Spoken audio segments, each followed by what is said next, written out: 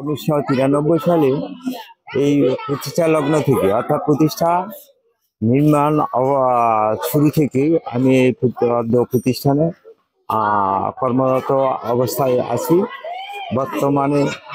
তারপরে আমার কেরানি পদে চাকরি করি কিছুদিন। 2096 সালে আমি পরিপত্র অনুযায়ী আমি ব্রিগেড প্রোগ্রামে রংপুর এটিএস আজহার কেন্দ্রে আমি ব্রিগেড প্রোগ্রামে ভর্তি হই এবং 2001 সালে 4th সেমিস্টার সম্পূর্ণ করি।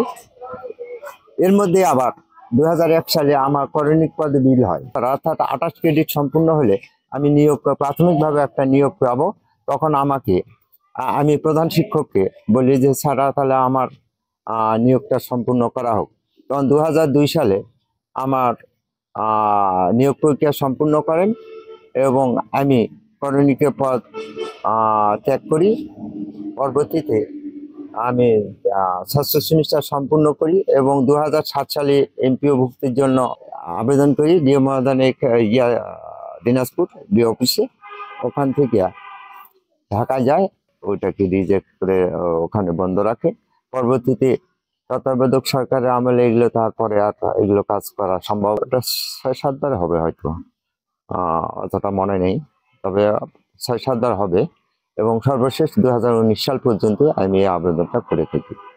এরপরে থেকে আর দেশের প্রেক্ষাপট তো অন্যরকম। আমি বর্তমানে অর্থাৎ স্কুল পিরিয়ডে আসি, স্কুল করি এবং বাকি সময়টা যায় আমি ঘাস পাতা গবাদি পশুর খাদ্য বেচা কিনা করে জীবনযাপন করি। আমি আমার তো জীবন জীবিকা এখান থেকে তো কোনো অর্থ পাই না যে অর্থ দিয়ে আমি আমার সংসার চালাবো। শেষ পর্যন্ত আমাকে এই গবাদি পশুর খাদ্য এবং ঘাস পাতা এগুলো বেচা কিনা করি।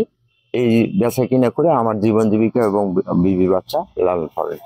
আমাদের এই যে স্যার, কৃষি স্যারকে আমরা মানে বেতন পাইনি, তো স্যার আমাদের অনেক কষ্ট করে মানে পড়ায়। তো আমরা চাই যে স্যারের যেন বেতনটা দেওয়া হয়। সরকারের কাছে অনুরোধ জানাই যে তিনি যেন আমাদের হামিদ স্যারকে বেতনভুক্ত করে, তাহলে তার বাকি জীবনটা সুন্দরভাবে চলতে পারবে। সরকারের কাছে আমার আকুল আবেদন যে স্যারকে যেন বেতনের আওতায় আনা হয়। এটা আমাদের স্যার এখন স্কুলে চাকরি করতো, বেতন না হওয়ার কারণে এখানে ঘাস বেচে। এখন আমাদের গরুর ছাগল আছে, যে আমরা ঘাস কিনতে আসি স্যারের এখান থেকে। তো বেতনটা হতে স্যারের একটু উপকার হতো, ভালো হতো, এরকম কষ্টের জীবন কাটাতে হতো না। বেতনটা সরকারের কাছে আবেদন আমাদের, স্যারের যেন বেতনটা করে দেয়। 1996 সালে এখানে ইন করার পর থেকে ওনাকে নিয়মিত দেখছি, উনি ওনার সার্ভিস কন্টিনিউ চালিয়ে আসছেন। এখন পর্যন্ত উনি ক্লাস চালিয়ে যাচ্ছেন।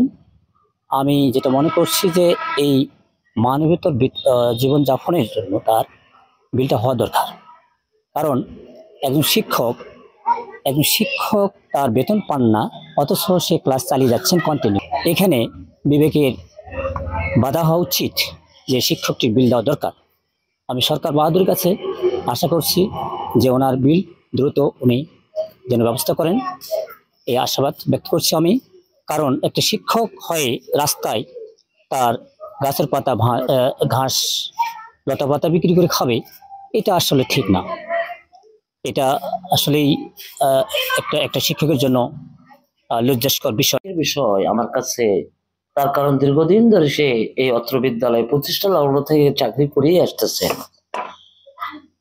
2001 সালে প্রতিষ্ঠানটি প্রভুক্ত হয়, কিন্তু কোনো কারণে সবার বিল হলেও জনাব হামিদ সাহেবের বিলটি হয়নি। আমি বিদ্যালয়ের দায়িত্বভার গ্রহণ করার পর হামিদ সাহেবকে সাড়া যোগাই এবং কাগজপত্র রেডি করি। সেই সঙ্গে তার সঙ্গে যোগাযোগ করে কাগজপত্র দিয়ে দিনাজপুর শিক্ষা অফিসে পাঠিয়েছি। সেখান থেকে এখন কি অবস্থা আমি ঠিক জানি না, তবে তার এই মানবতার জীবনযাপন থেকে কিভাবে উদ্ধার হবে এই জাতির কাছে আমার প্রশ্ন।